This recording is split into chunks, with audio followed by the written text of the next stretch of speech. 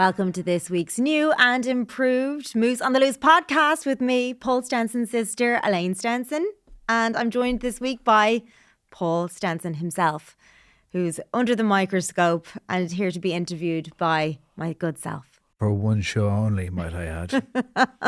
Paul, you asked me to come in, so here I am. But I think it's, you just said you wanted something about it to learn from a professional. Is Well, yeah, because I don't know what I'm doing. But I'm delighted to have someone who knows what they're at come in tonight. Well, actually, I think you kind of know what you're at in a way. And I think that's why a lot of people like you, because of your authenticity. You're yourself, aren't you? When you're on. Well, I always have this rule that when you're doing an Instagram story, you always go with the first take. And that kind of goes back to, remember our days as kids? We used to do home movies. You know, we used to do the news. And we used to, remember one of our babysitters? Do you know we used to play mass? Do you remember? Yeah, I remember being the priest.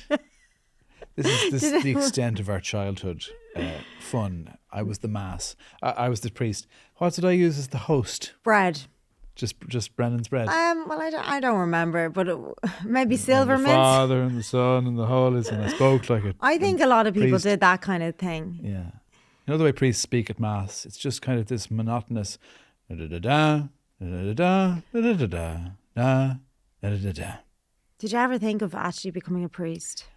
Not really, because I went to a Holy Ghost Father school where the priests scared the shite out of me.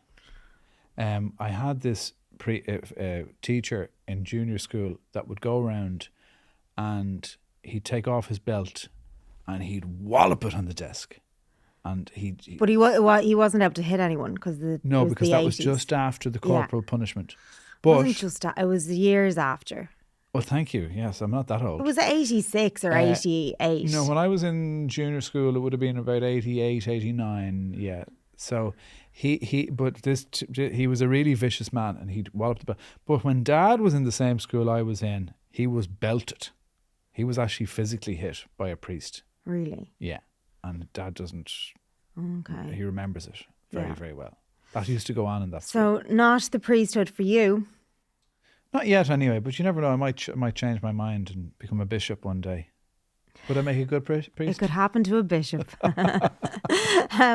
See, when you were younger, I remember you did work experience in Radio Telefís Éireann. The sports department. And did you want to be a sports presenter? No, but we knew somebody we knew Jim Sherwin, who was in RTE sports department.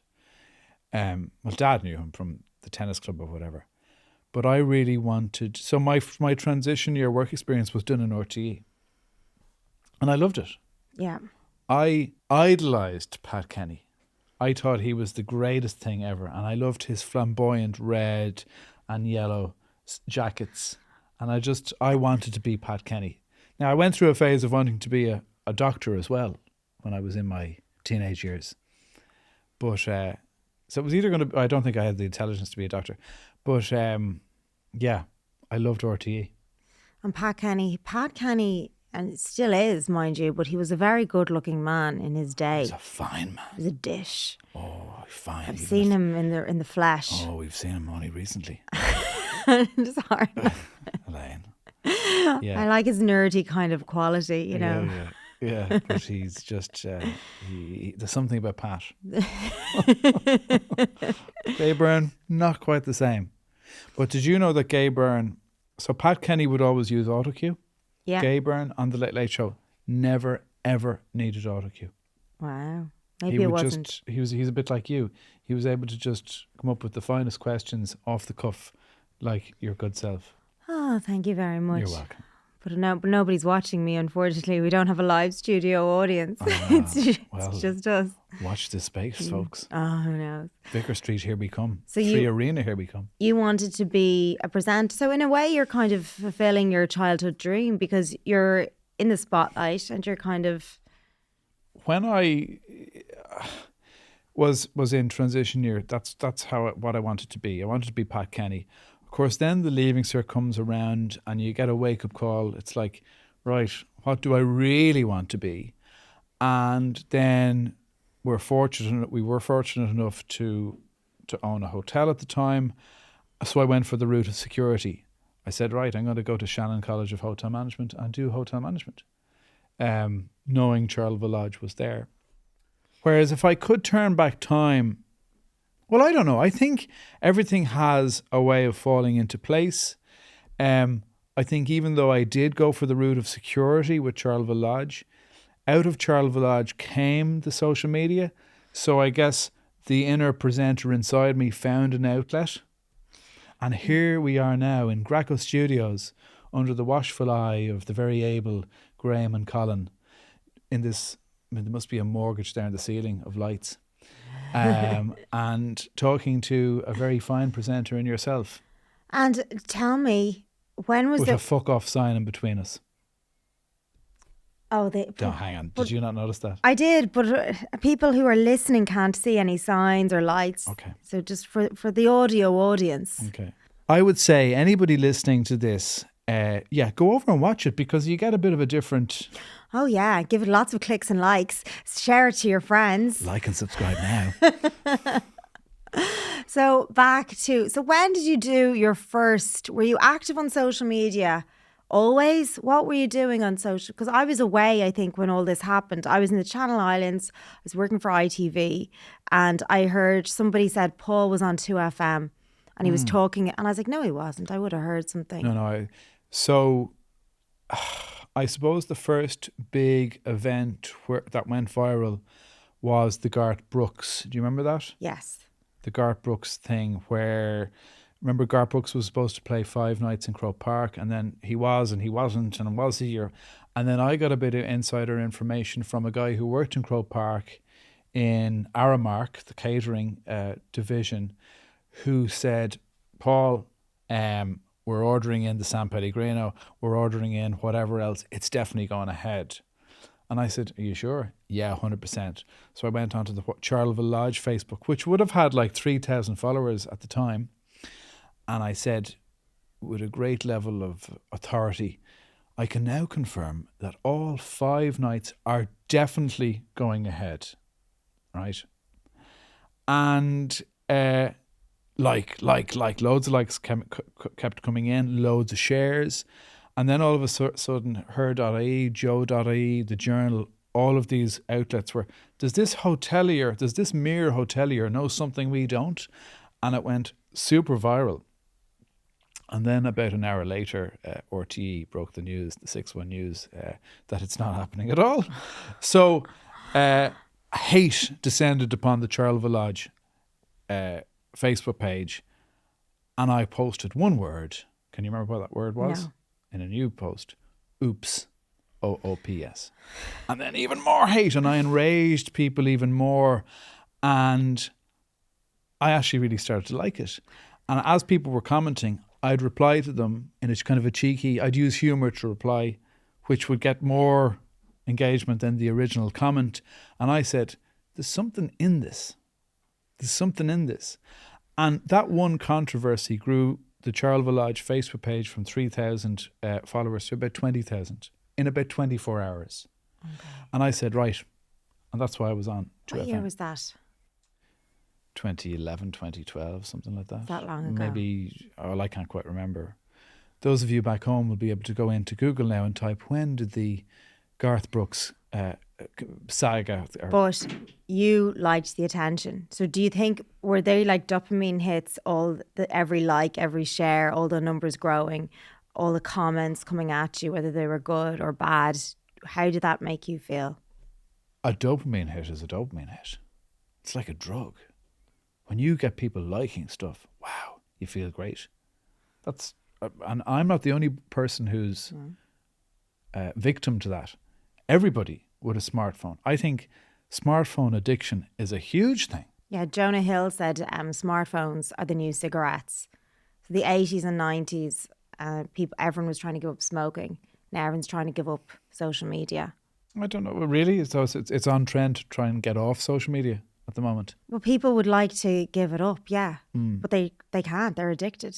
Well, I remember some time ago, I went into Tesco and I bought a €15 burner phone with no smartphone elements to it. You could text, you could send, you could make calls, receive calls. And I was 2 weeks with that phone, and I was very at peace. Very, very at peace. But I didn't get my dopamine hit. So now I'm back and I'm hooked again. I have my phone. I'm so addicted to it that I can literally access it at any given moment. Put down the phones. Oh, they didn't like it. Put down the phone. So you actually, I'm just being reminded of Mom saying, put down your phone, Paul. Because when you're around us as a family, we're all very on guard that you have your phone all the time. And we kind of get used to you having your phone. But sometimes, do you think you overuse it? Are you going to turn around to me here and now and say you don't like me being on my phone? Mom said, put down your phone, Paul. She does. And in fairness, like mum, but I think mum plays up to like in your heart of hearts, does mum like the attention? I think she's mixed. Yeah. I do think sometimes she gets Depends irritated. on how many glasses of wine she's had, probably. No. I think she gets, but I think there was one very funny time in Ackle where she was wearing her ordinary clothes, and every day she came out more glamorous than the day before, and she was wearing more jewellery, and you said, I've noticed a change in wardrobe. Kind of less averse to the phone once she's the glad rags on. Yeah. Well, I think I've always noticed that if anytime I think I look well or nice, you never put me on camera. And it's when I'm playing with the dogs, when I'm wearing my worst clothes so they can get dirty, that you always get the camera out. All right, okay. You know what I mean? Yeah. Look, in Charleville Lodge, the White Moose Cafe, there were certain people, and this is in every facet of life. If people don't want to be on camera, I don't put them on camera. Our other sister, Joanne, when have you seen her on my social media? Never. Why? She just doesn't, it's not her thing. And I don't put her on. Dad, has Dad ever been in a story? Never. So he's not on it. Chris revelled in it. Yeah. Chris couldn't be on it quick enough. It was kind of like, where's the phone almost? But Miles hated it, so he wouldn't go on. So I do edit who goes on and who doesn't go on. So just in case you think.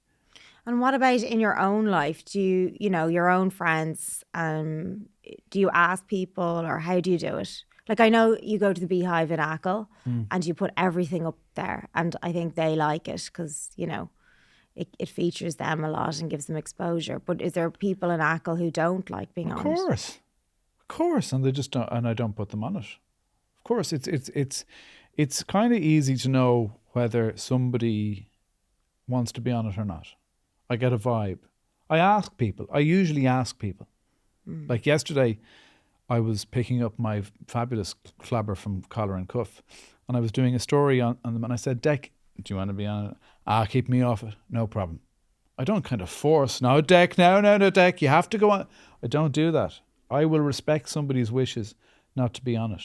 And that applies to my friendship, my family, Dad, Joanne, my work, some of the sauna elves. Sauna elves. Yeah, that's what I call them, the sauna elves. They're not on it. So people who don't want to be on it won't be on it. And do you think your sauna, you mentioned your sauna there, do you think that would have been successful without social media? I don't think the White Moose would have been successful without social media. The sauna, definitely not. Like what social media has provided, like it's a double-edged sword. Social media is great for getting businesses out there because it's free, but it's not without its shortcomings. The addiction to it, the trolling, there's a dark side to social media. Without it, the sauna definitely wouldn't be as well known. People travel to Ackle from Westport, from Castlebar, from Galway to do it because they see it on social media. Social media is a fabulous advertising tool. And you mentioned trolling there. When did you first start seeing yourself, being trolled, or people writing things up about you, or getting DMs, for example, or comments? During the Garthritis event. Garth Brooks. Yeah. Garthritis. People were suffering from Garthritis, those people. From that moment, I was trolled. And from that moment, I responded to the trolls with humour. And that's, I owe a huge debt of gratitude to trolls, because without them, the White Moose wouldn't be as well known. Paul V. Stenson wouldn't be as well known. I am eternally grateful to the trolls. So while you out there might think you're doing me harm, I see it in a completely different way. I thank you. And I mean this genuinely. Thank you so much for all your help. You haven't cost me a cent. I have to pay people. But you have been free, and I'm delighted that you exist. So keep going. And the harder you go, the better I'm known. Thank you. That sounded a little bit sarcastic. It's truthful. That is truthful. So how do they help you? How do trolls help you? Because let's say, okay, I put something up, right? And let's say it's a written post on Facebook, and hate comes in under it. The more people who comment on a post, it will boost the algorithm, because it shows the average Joe, right, this is something worthy. It's getting loads and loads of comments. So by people commenting hate, more people are actually going to see it. By me then responding to these individual comments of hate with humour, I will garner more publicity for the actual original post, giving more coverage to the actual brand. So hate equals hype. Hate equals cash. And that's quite true in terms of the White Moose. Hate equals cash. Is there anything people have written that has upset you? Look, when you do what I do, you have to have a bit of a thick skin. But has anybody ever said anything that I've taken to heart? You just can't let them in. But I mean, of course you get comments that, I mean, it hit Jason harder. I mean, you know, Jason I spoke to, and he really suffered at the hands of the trolls. do you think because he's a bit younger? I don't know. I mean, maybe, see... He was mid-20s. What are you saying? There's an age limit to being No, hurt? the younger you are, the more impressionable you are, the more bullying will affect you. Whereas the older you are, you might you know... Thicker skin? Yeah, you're just wiser to the world and think... You kind of know the reality of trolls, who they are, what they look like. They're usually very sad individuals. They're never successful, you know, brilliant people with successful lives, and, you know... They're not aspirational figures. So the fact that you're trolling is kind of an admission of being a complete loser, you know? I don't ever talk them down. don't hurt the trolls. These guys are working for me. Do you know? They're like my minions. So just can we leave rewind them that? alone. Yeah, you leave them alone. They're my Those trolls. Okay? Don't diss the trolls. They may be trolls, but they're your trolls. They are. And you love them, really. I do, yeah. Yeah. Keep hating. But you know, here's the thing, right, about, okay, you see, some people are hyper trollish insofar as they don't have one Instagram account with which they hate. They have several, okay? So I put up something, and then some kind of an obscure, vague name, Mary Whelan, and I'm just plucking that out of the air, types something negative, right? And then you notice that Mary Whelan's comment is getting 2, 3, 4, 5, 6, 7 likes. And that might make a thin-skinned person think, well, hang on, maybe Mary has a point. But in actual fact, the 7 likes are Mary. So Mary goes out of one account on her phone into Jennifer, and then into Lisa, and then into Frederick, or into Mick. I'm just plucking these names out of the sky. What are the biggest giveaways? Yeah. They're vague. There's no, like the face of a cat, you know, is a dead giveaway. A flag of some sort is a dead giveaway. You know a troll, and you know these serial trollers. Yeah. And so I just say that to people who sometimes get down by comments. It's all the same person, just interacting with each other, which goes to show it's a level of sadness that's actually quite literally sad. It's actually quite like tragic. Somebody whose life is so sad that's how they get their kicks out of that, is like, you know, desperate. Well, I'd have pity for them rather than hate. I'd have pity for people like that. And I know the whole, I use them as sales reps thing, it's kind of humor, it's full of humor, but at the same time, there is an element of, I do feel sorry for these people. Do you ever think, because somebody said to me once, the people writing about probably people you know, that some of the trolls are people that you know? Oh, no doubt about it. Really? No doubt about it. And trolls come in different forms.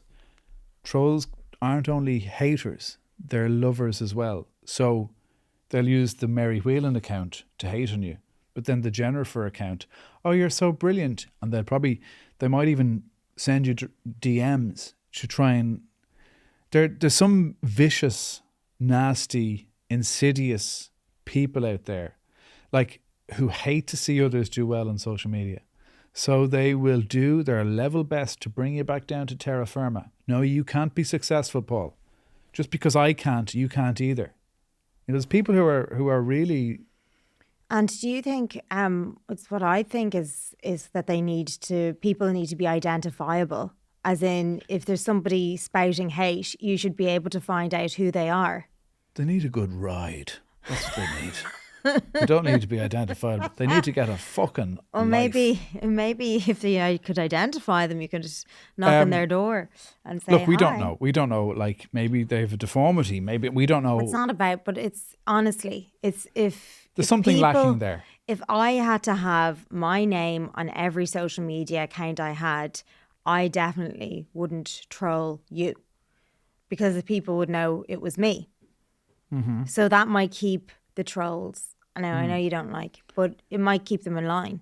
No more than you shouldn't be able to write a TripAdvisor review on a restaurant unless you can provide the receipt. Oh yeah, I remember this. I do think that if you had to put you can say what you want under the cloak of anonymity, and that gives all these trolls all the power and none of the responsibility. So yes, if you had to verify your identity some way for Twitter or X or Threads or whatever, these so many different things, it would be an answer to the trolling issue. But for the White Moose or for Paul Stenson, it wouldn't be as fun. And where do you see yourself in 10 years' time? Jesus Christ. This isn't a job interview. Yeah, it feels like you can do better than that. Where do I see myself in 10 years? Jesus Christ. Actually, where do you see yourself in 5 years, 10 years, 20 years? Are you still going to be in Ackle? What I would be wary about from living in Ackle or regarding living in Ackle, is there that much to do?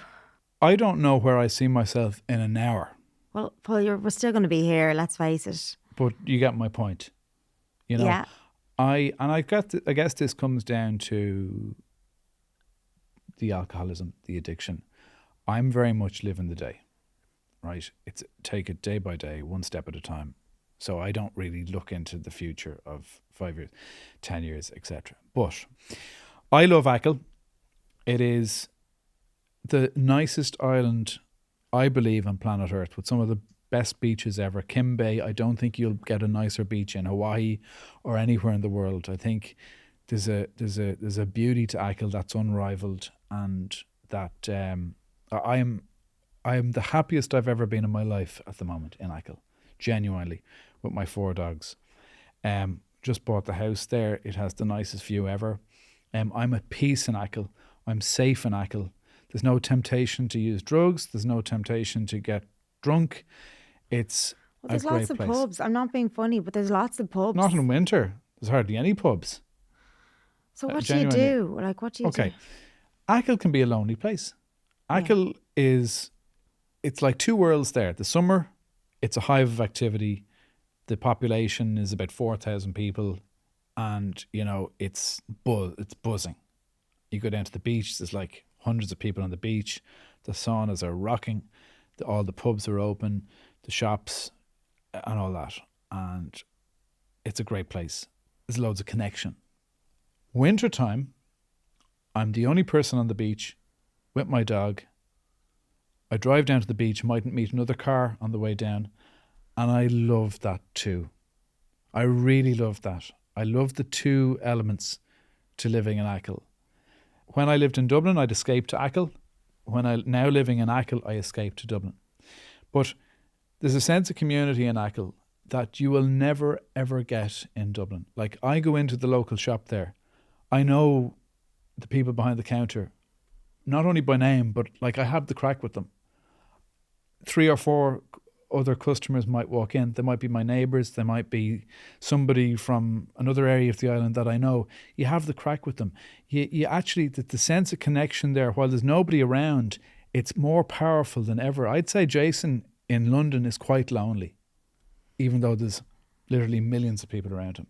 I have hardly anybody, but I'm so happy and so connected.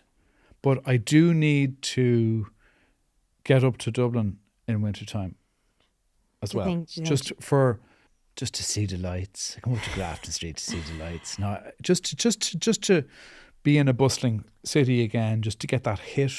Did Jason say he was lonely? Do you want him to come back? No, but I can sense. I can sense it. Without saying it. I can just sense it, yeah. Do you want him to come back?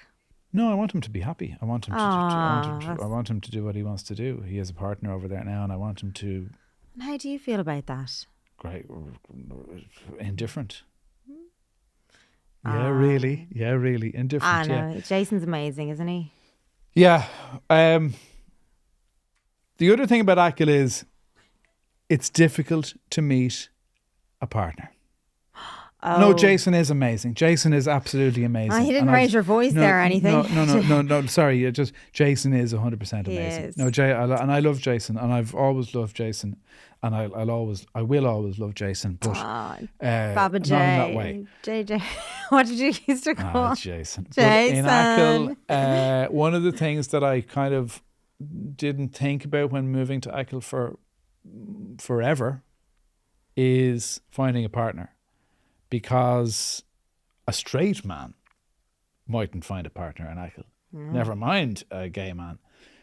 It's you're in a rural setting where I suppose being gay is still kind of a little bit. I wouldn't say it's frowned upon, but it's. I'd say the numbers aren't in your favour, are they? Okay. There's not that many. No, but let's there's not unpack a huge. it a bit. There's no the George nightclub there, is there? No. But let's unpack it, okay? The population of Ackle in wintertime is about 2,000 people. Now, I could be wrong. Could be, but let's say it's in that ballpark. And in summertime, it doubles. So if you're ever going to find a fella in Ackle, it's in summer. But 1 in 7 people are gay. Okay? Really? Yeah. That's some statistic. Well, I know, and 93% of statistics are false. I remember, can I just say, when we were young, you used to say, Elaine, 1 in 7 people are gay. That means someone we know, probably in this room, is gay. I know. And Paul used to have these little theories. In the family. And he'd gay. be like, Paul would be kind of a borderline homophobic, and you'd say, "Oh, I think he's gay." Oh, yeah, God, true. To try and what were you doing? You were trying to gauge the reaction. Trying to cloak. Well, yeah. I know of somebody you're like, "Oh, gay. Oh no." So you were one of those. Me dear, gay dear, no. What was that one? I don't know it. Me dear, gay dear, no dear. You know, Catherine Tate. Me gay. Very flamboyant. No. Me dear, gay dear, no dear. I can't remember what it was. It might come to me. But me dear, gay dear, no dear. There was another one though. Sorry. But I suppose, yeah, you could be right. Did you have good gaydar? Do you think there's anyone in Ackle who could be gay, but they're not out to be gay because they're in Ackle, so and you've got your eye on them? Well, here, you're going all over the place here now. I'm just thinking outside the box. So where are we now? Okay. Just from what you said a minute ago about, was I testing the waters or was I putting I remember you doing that. Yeah, probably. That you could well have a point there. What I was doing there was I was being overly homophobic to try and prod. Well, it wasn't over. It was just slightly. Just you were hinting. Again, but I went to an all-boys school. We had a fairly conservative upbringing. Being gay wouldn't have necessarily been on the list of priorities for mum and dad. Let's call a spade a spade. So yeah, I could have well been, just prodding there a bit. And I think a lot of homophobes, a lot of people who are overly homophobic, might be covering up their gayness. Yeah. But anyway, just go back to Ackle, 2,000 people, thereabouts. 1 in 7 is gay. So if you do the maths, Are gay. 1 in 7 are gay. one In is. 7. One is, sorry. So if you do the maths, Can we edit that bit out, please? absolutely not. No editing of that. This is my show, not yours. Even though you're in the hot seat today, or I am. I know that was just. No, they have to edit it out. Ruined it. No, look.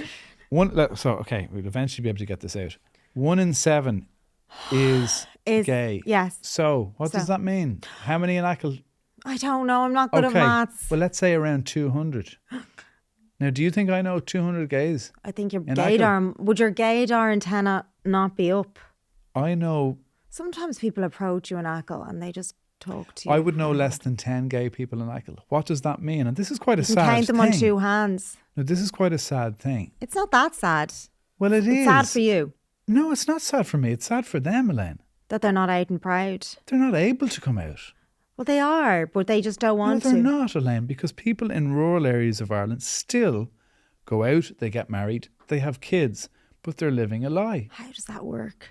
I have no idea. Would you be able, if we lived in a different world, like maybe 40 years ago, and being gay was frowned upon, would you be able to marry and pretend? No. How do you think people do it? I think they have to. I think they're just the circumstances they're in. They just it's. And do you? And Elaine, it does happen a lot. Do you have gaydar? Like, do you know when people are gay? I have a good sense of. I have a good sense. Do they make eye contact? A little bit extra. Oh. A little bit of this. I won't go too deep into it, but you get a twinkle in the eye, you get the little wink, and no, you don't. You just know. Well, You'd not know. wearing those socks and shoes, I'd say. Don't slag the sandals, the Birkenstocks. So you're half Ackle. On the bottom of you, you're Ackle, and the top of you is Yeah, but you see, the podcast. camera can't catch my lower half, so you did. Thank you for bringing that up. You're wearing, We'll are they edit that out. Birkenstocks? What are they? They're Birkenstocks with furry, fluffy socks. Are they not like house socks for slippers? Like, yeah, you but know, I want to the feel at pajama home socks here. kind Yeah, of. they are, and I want to feel at home. Elaine, I don't care. I don't care. I don't care. Oh, you care. Now, 10 years ago, I would have cared. I don't care Yeah. anymore. Okay. Honestly, life gets better when you stop giving a shit. Life gets so much better when you stop giving a shit. Now, glad I got that out. What were we saying? Ackle, gay. Yeah. Anyway, we'll move on So from the look, gay. you do know, look, I'm just saying, and it's not just Ackle, it's across the west of Ireland, it's the Midlands, there's places in this country where it is still a taboo. Brian, And whether it is or not, it probably isn't as much anymore. But because of in you, one's- because one's you're one's you're leading the perception way. is Yeah. What would Mick down the road? What does the farmer? You know, Things are changing, surely. I know that. You know that. Mm. But not everyone knows that, and it's still happening. Yeah. And I feel sorry for people in that situation. You should set up a helpline. Will you be on the? There's a phone there now. No. Go on, answer it as if you're answering the. It's okay to come out. Hello, Paul's come out. Be out and proud day. How can I help you? Yeah. Oh, okay. Yeah, Paul's right here. You want to meet him tonight? Okay, 9:00, his place. Okay. We better edit that out too. No, don't edit it out. So yeah. So, Ackle long But term. finding a partner in Ackle. I know, you know what, it's you know the way these things happen when you're not looking for them. It could happen. What about having kids? Are you going to have kids? I 4 have 4 kids dogs. at the moment. My days of having human babies, well, I'm 43 now. Could still happen. Steve Never say Martin never. was 62 when he had his first child. Yeah, look at Al Al Pacino's Pacino's in 82. his 80s. So, like, it could still happen. I'm not writing it off just yet. I would actually, you know what? I would love to have kids. I'd probably spoil them like I spoiled Would the you dogs. put them on social? I 100% wouldn't put them on social. Really? No, I would not. If I had kids, I would not be putting them anywhere near social media, because it is not my place to do that. And kids are obviously too young to Agree or disagree as to whether they want their lives. I've seen what happens to people on social media. I even know families who have their kids on social media. I will never agree with that, ever. I just don't think it's right to be putting minors on social media without their consent, or until they're of an age to decide whether this is what they want or not. I just don't agree with that. Now, however, the dogs can't tell me whether they want to be on social media or not. I take it they don't mind. But a human child on social media, no, definitely not. Why would you? Yeah, I don't know if it's that bad. It's for safety and security. Maybe it's not good. Well, it's just for the child's. Like, I mean, I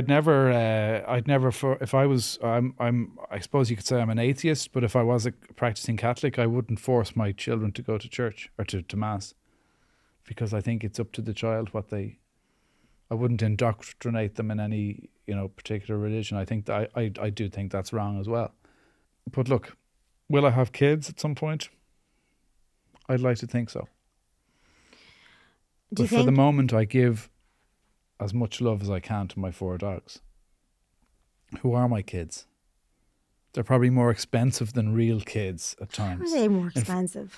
Well, there's private for school example, fees. Here I am. Are there kennel fees? I send them off to a professor who teaches them English and Latin.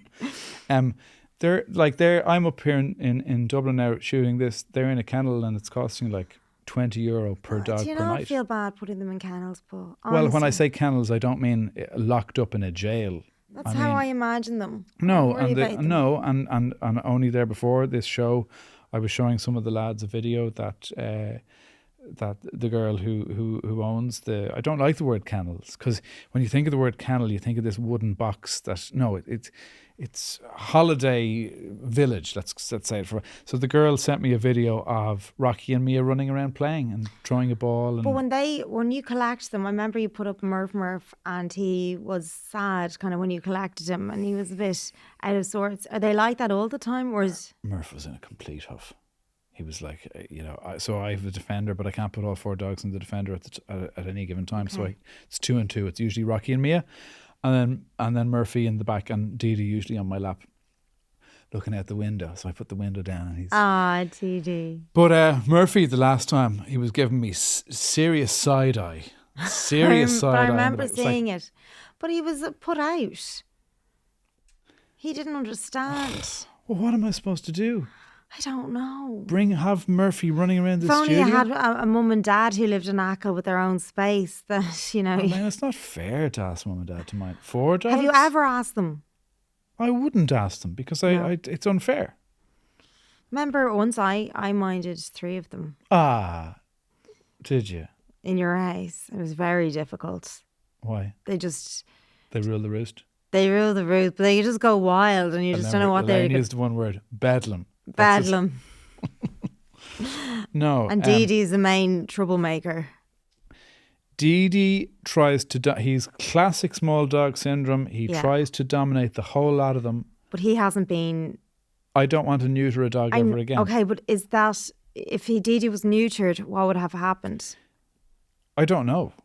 But, I don't... Look, okay, if I lived in Dublin, I'd consider neutering. You wouldn't, because you lived in Dublin for years and you didn't neuter Dee Dee. So Dee Dee's... I'd be is a bit of a more troublemaker. inclined to consider neutering, but I just... But Dee Dee intimidates... This is a personal thing. I don't want to take the nature away from the dog. I know. I don't. And I know a lot of vets and everything, you have to neuter or else they'll reproduce. I am careful enough. I have them under the control that they're not going to reproduce. Mia comes into heat and I have to separate her. And I know when she's in heat. What happened to Mia? Huh? What happened to Mia? When? Remember? Oh, with Murphy? So this didn't necessarily happen, but we took a precaution. But there was one time where Murphy and Mia, Can we play Marvin Gaye, Let's Get It On? And there was a bit of toing and froing. And look, I don't know but he mounted her but we don't know for definite that. It could have been Dee Dee. Probably was Dee Dee. Dee Dee is a randy little fecker. Murphy got on top of Mia, and I saw it happen, and I said, right, look, I don't want, because it's okay when the bitch is the larger of the breeds. Don't. But bitch is the word for female. I know. Mia's a Doberman, so she's a much smaller breed than a Bernese mountain dog. If the bitch was the Bernese and the male, the sire, was the Doberman, fine. But you don't want Bernese pups trying to come out of Mia. Because she could have died. She could have died. Okay. So what I did was, just as a precautionary measure, brought her into, because you can get a morning after pill if you like for dogs. Okay. So I did that. Okay. So Was I irresponsible to let Murphy mount Mia? 100%. okay. Would I let it happen again? No. But You can't keep an eye on them all the time. Oh, well, I try my best, but Okay. but they wouldn't be getting near other dogs in heat. Like when Mia's in heat, there'd be no other dog, so it would be an inter-dog Are you situation. going to get another dog? Well, Remember one time you pretended to me. as it so happens.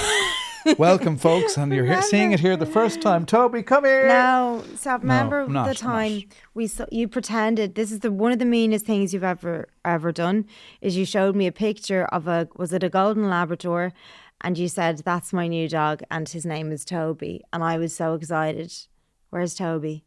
That was, I guess, a bit like me being homophobic in my youth. I was testing No, the it waters. wasn't. No, Elena, that was all in your head, really. To be honest with you, you wanted me to buy a dog, or to adopt or buy, or adopt or Adopt, buy don't shop. Yeah, a dog, and you wanted to call it Toby. yeah. But you kind of led me to believe that you had. So I then jokingly sent you a picture of a random Andrex puppy, saying, "Here's Toby." That's all there was to that. I think I told people. Jeez, well, that's Anyway. You're the bigger age, to be honest with you. And I wouldn't be surprised if you got a new dog. No, I know. I'm happy with the 4 at the moment. Okay, great. I'm happy with the 4, genuinely. Like having Renko, like when Renko passed, you know yourself, I was numb for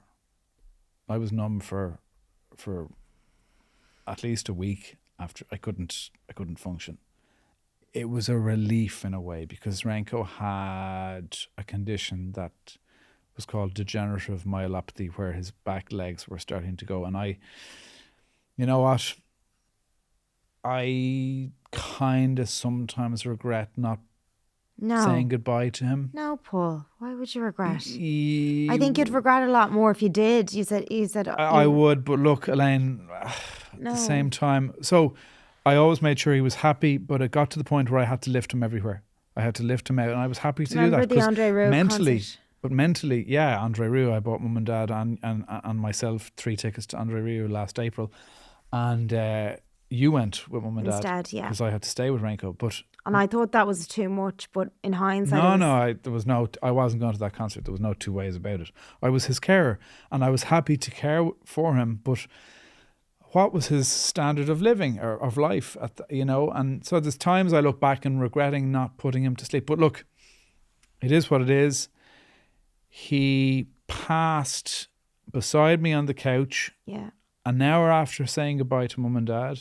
That was a miracle. He knew that I had resigned myself to the fact that the next day I had to bring him to say goodbye. Oh. He did. He knew it was time. And I called Mum and Dad up. I said, Mum and Dad, look, he's not good. I'm going to bring him into the vet tomorrow. And we're going to say, so would you come up and say goodbye? And they came up. And he wasn't well. But he got the head up when Mum and Dad came up. And Mum and Dad just said a quiet goodbye. And off they went. I think he knew. 100% he knew. Because within an hour... And what was he like with them when they were saying goodbye? He was motionless, but his head was lifeless. Or full of life. His head was moving, but his body wasn't. And Mum and Dad did their quiet little kiss on the forehead, and off they went. And within an hour, I was watching Ozark at the time. Within an hour, he was gone. So he knew that was the moment, and he went. He was lovely. Anyway, move on. What made you want to do a podcast? It's something I've always wanted to do. I'm the world's best procrastinator. There's always a reason why I'll do it at a later point. Bought the house in Ackle. Okay, one of the first rooms I'm going to build in the house is a podcast studio. When is that going to happen? So the lovely Graham Mulcahy, I know through Dr. Gary Landers, the gynecologist. Okay. Why do you have a gynecologist, Paul? Yeah, because just that, Elaine. You just want a bit of every. You have to have your fingers in every pie. Life? Where have you? Possibly not the best thing to say about a gynecologist. But Elaine, Jesus. What am I saying? So Graham. You off there. No, no. Graham came down to Ackle.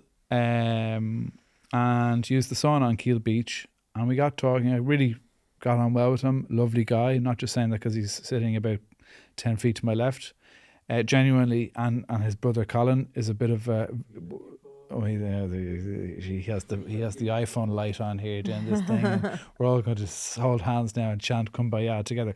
Colin up in the nest there, one of the most interesting guys I've actually ever met. Talking to him about so much stuff earlier.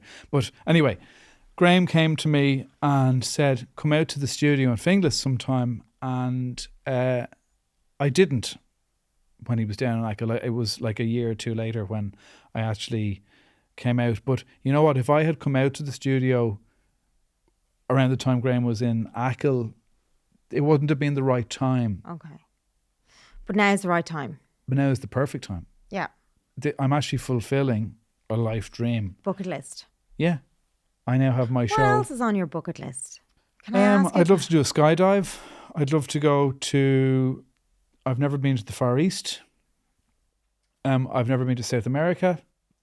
Unfortunately, I'm tied to Ireland because of my 4 dogs. But I've never been to Australia. So travel. I love travelling. Okay. And when I travel and I document it on my Instagram, people say to me... Remember Pompeii? People loved when you were in Pompeii. Is that because you were there? No. Pompeii, I really found Pompeii interesting.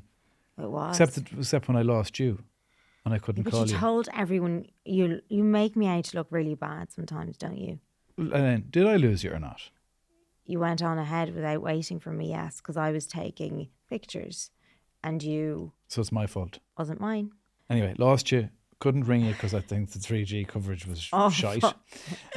And it was a bit of a and it was like a blisteringly hot day in July, like 30 degrees or something. But Pompeii, other than the moment when you went missing and I lost you and I panicked, it was great. Yeah, amazing. But so I love traveling. People reach out to me on Instagram. Like people watch me when I travel. And yeah, so... More traveling. of the same? No, not more of the same. I'd love to. Do you know where I'd love to go? And this is doable because it can be done on a weekend. I'd love to go up to Iceland to the hot springs. Oh. Northern Lights. I'd love to do that.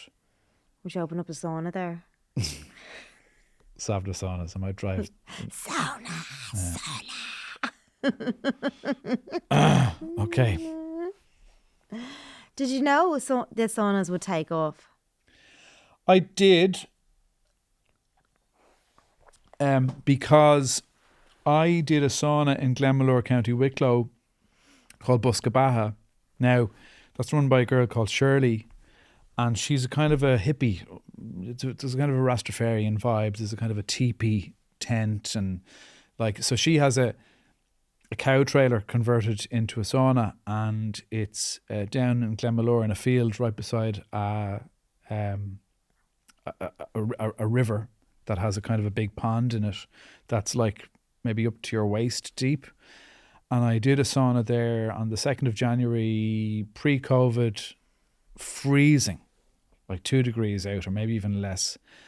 But the stars were out and it was almost, it was a magical, spiritual experience getting into the sauna, sweating, getting in, it's usually, well, in sauna it's anything between 80 to 100 degrees. I like it over 100, but one person's hell is another person's heaven.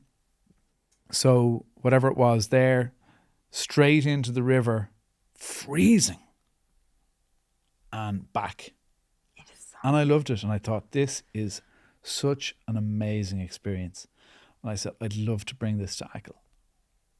And lo and behold, 2 years ago, Saunas opens in Ackle. One on Dugurt Beach, the other on Achill Beach. And I suppose you hear it now, for folks, there will be a third location next season. Stop. So you heard it first now. But I can't say where just yet. I know where, actually. How do you know? Because you told me. What does it start with? Jesus Christ. We leave it there. Mayo, yeah. You're right, it's an M. Mayo. It is in Mayo, somewhere. Did you think it was going to definitely work? Do you think anything's definitely going to work? I would have said, and this, that a coffee shop would be more in Phibsborough would be more likely to work than a sauna. Elaine, Ackle that experience in Glenmalure, I enjoyed it so much that I said that I thought this could not but work. Okay. And there's all sorts of benefits of saunas, but I don't blind people with science when they come down. I say to them, look, just get in there, start hot, I always say, finish cold.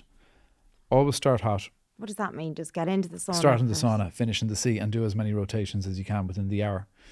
But always start in the sauna, so getting into the sea isn't a shock, it's a relief. You've been sitting in 90 degrees for 15 minutes. It's now a relief to get into the wild Atlantic Ocean. Now, one time I said to somebody, and this was about my early days, and I was explaining how the sauna worked, and I said something like, so you get into the sauna, you do your 10 minutes, and then you go into the sea to relieve yourself. Obviously, I don't mean you go in to take a piss, but you go in to cool down. But it came out in the completely wrong way. But I'll never forget that. But we say start hot, finish cold, and get as many rotations as you can. So they don't stay in there the whole time. Sitting in 80 degrees for an hour? Are you mad? I love it though. I'm such a cold creature. I love saunas. You wouldn't be able to sit in 80 degrees for an hour. Okay. Nobody is. Nobody. No. Okay.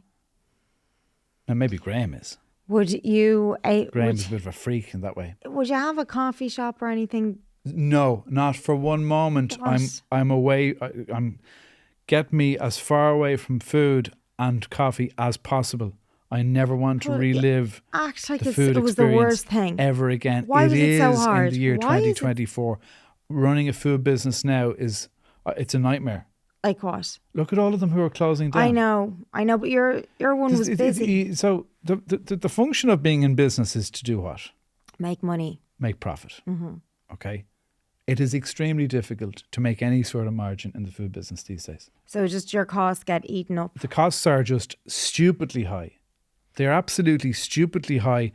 And if you were to try and pass that on to the customers, they'd be like, fuck off. So that's how I felt as a coffee shop owner. Fuck off.